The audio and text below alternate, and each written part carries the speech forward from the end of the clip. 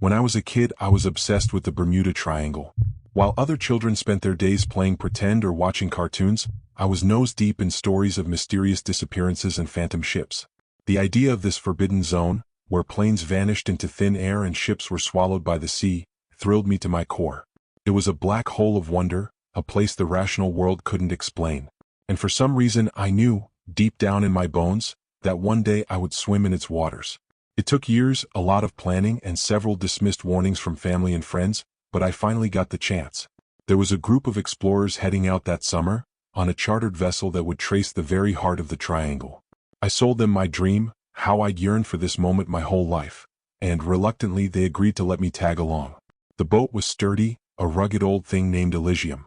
It was one of those dependable ships, battle-tested by years of navigating treacherous seas. There were 8 of us in total, including the captain, a grim-faced man named Hargrave, whose hands were calloused from years at the helm. The rest of the crew had been here before, seasoned with salt water in their veins. They didn't seem particularly excited about this trip, almost as if they knew something I didn't.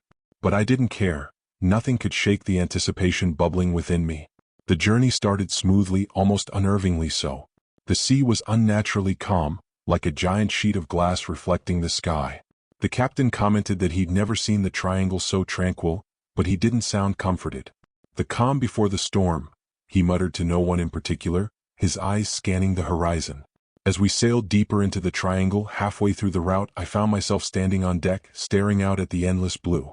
The water was so still it made me uneasy, like a predator waiting to pounce. But the excitement drowned out any creeping dread. I was living my childhood dream. I'd swum in oceans before, but this was different. I was about to dive into the Bermuda Triangle itself. "Everything okay, mate?" one of the crew asked. His name was Ben, a burly man with a scruffy beard that looked as though it hadn't seen a razor in years. I nodded, not quite able to tear my eyes away from the hypnotic stillness of the water. "It's almost too calm, isn't it?" Ben glanced over at the horizon, his face grim. That's what worries me. This place, it has a way of lulling you, making you think it's safe. But it's anything but." I smiled. They were all so superstitious, these seasoned sailors. But I didn't believe in the myths. To me, the Bermuda Triangle was just another stretch of ocean, albeit with a spicier reputation. That night I couldn't sleep.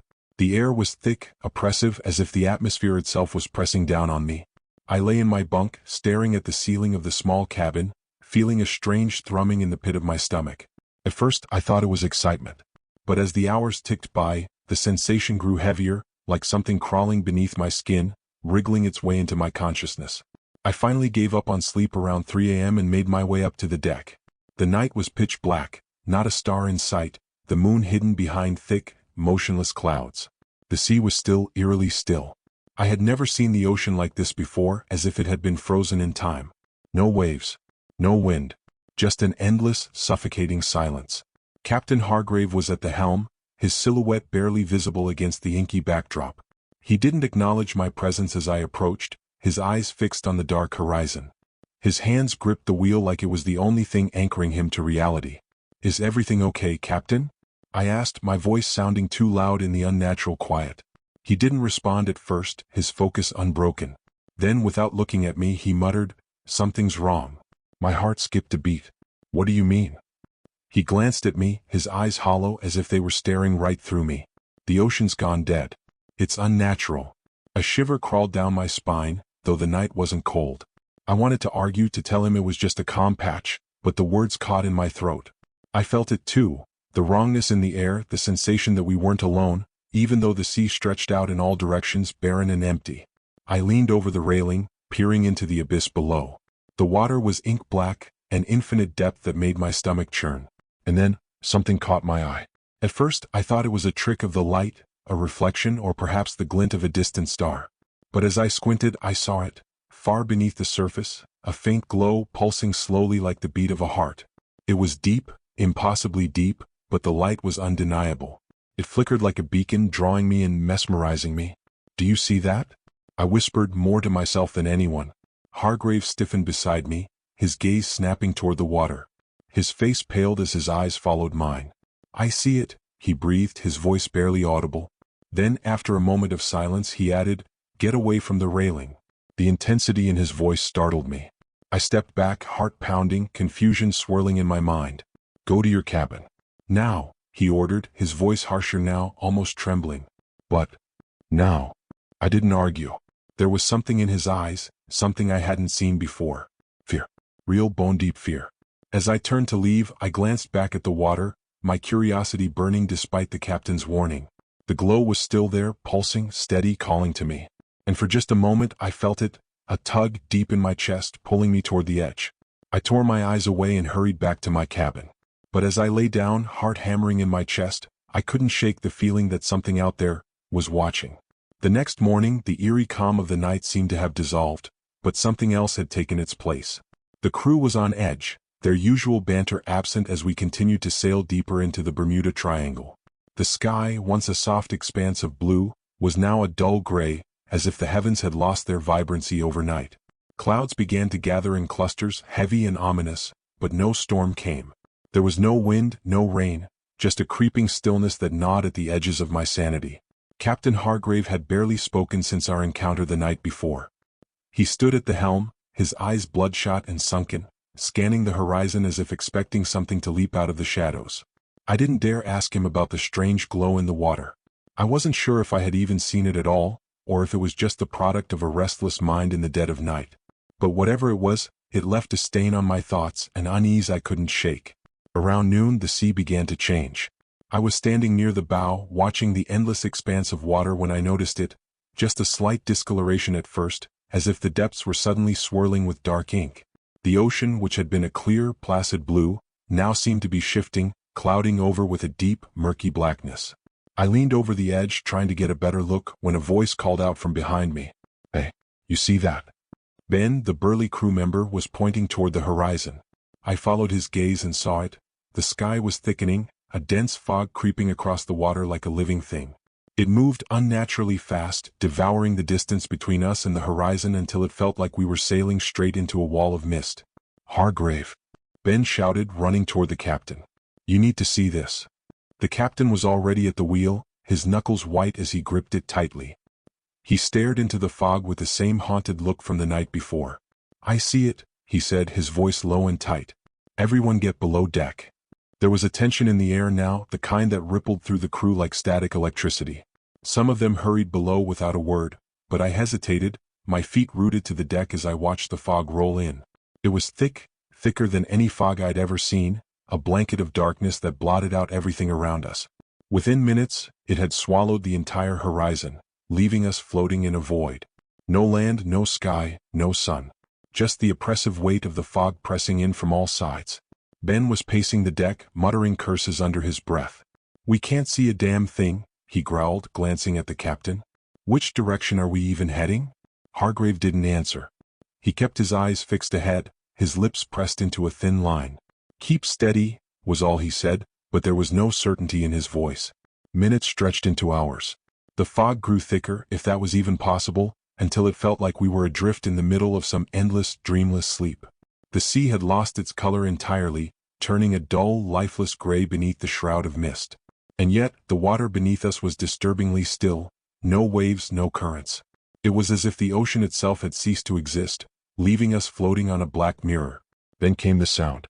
It started softly, like a distant rumble, but grew louder with each passing second. At first, I thought it was thunder, but there was something unnatural about it, a deep, resonating groan that vibrated through the hull of the ship, rattling the boards beneath my feet. The crew heard it too. Some of them gathered on deck, staring out into the fog, trying to make sense of the noise. Suddenly the fog parted. It wasn't gradual, it was as if a curtain had been yanked back, revealing a stretch of dark, shimmering water. And there, walking across the surface of the ocean, was a figure. I froze, my mind struggling to process what I was seeing. It was human, or at least it looked human. A tall, slender figure, dressed in tattered, sea-soaked rags. But it moved wrong. Too slow, too deliberate, as if it was dragging itself through thick, invisible tar. Its face was hidden by the fog, but its presence was undeniable, an impossible silhouette against the backdrop of the endless ocean. "Do you see that?" I whispered, my voice barely a breath. Ben stepped forward, his eyes wide. How is he walking on the water?" But that wasn't the worst part. As the figure came closer, I realized something that made my blood run cold.